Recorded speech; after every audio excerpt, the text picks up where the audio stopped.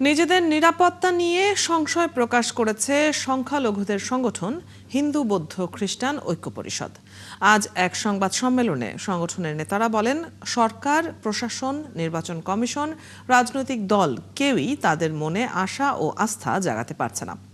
সংবাদ সম্মেলনে বলা হয়, ২০২৫ সালে দেশে অন্তত ৫২২টি সাম্প্রদায়িক সহিংসতার ঘটনা ঘটেছে, কিন্তু ফেসবুকে শুধু ৭১টি ঘটনাকে সাম্প্রদায়িক হামলা হিসেবে চিহ্নিত করেছেন প্রধান উপদেষ্টা।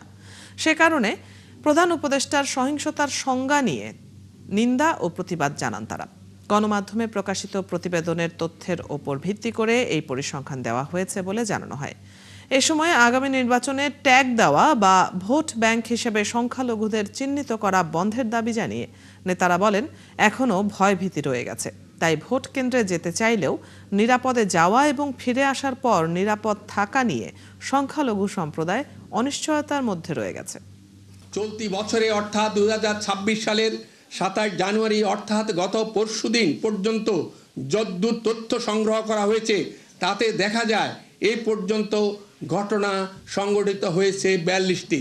বর্তমান সময়ে সংখ্যালঘু জনমনে উল্লেখিত কারণে ভীতিকর পরিস্থিতি বিরাজ করা অবস্থায় এবং মব সহিংসতা চলমান থাকার মধ্যে আগামী ১২ ফেব্রুয়ারি ত্রয়োদশ জাতীয় সংসদ নির্বাচন অনুষ্ঠিত হতে যাচ্ছে, কিন্তু কোনোভাবেই জীবন জীবিকার সম্পদ ও সম্ভ্রম নিয়ে তাদের শঙ্কা ও উদ্বেগ কাটছে না, যা ভোটদানে তাদের নিরুৎসাহিত করতে পারে।